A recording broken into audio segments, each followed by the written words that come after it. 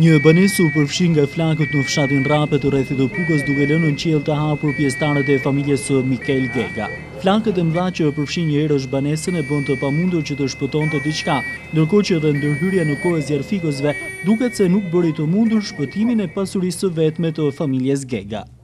Gjegja më njëhershme e kësaj banese këtu në fshatin Rapet, komunës me të njëjtin emër në rrethin e Pukës, shkaktoi mbetjen pas mbi kokë të 6 pjesëtarëve të familjes Gega, ndërkohë që kryefamiljari i kësaj familje nuk ndodhet në Shqipëri, pasi prej vitesh ai punon si emigrant në Greqi, ku dhe siguron të ardhurat për të mbajtur familjen e tij këtu në fshatin verior në rrethin e Pukës.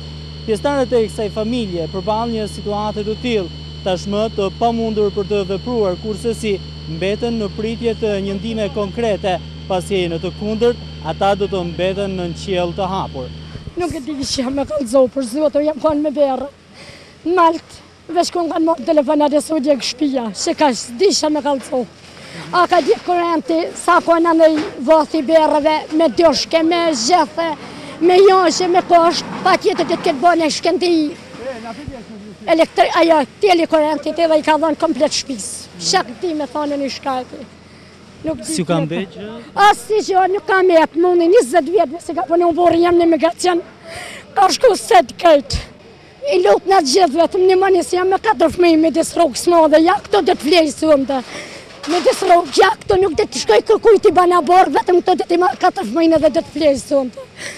Këta i kërkuj, qeverisë e shtetit e tonëve. Ta nojnë dërën zamër, se kur të kështë nëdhër atyne.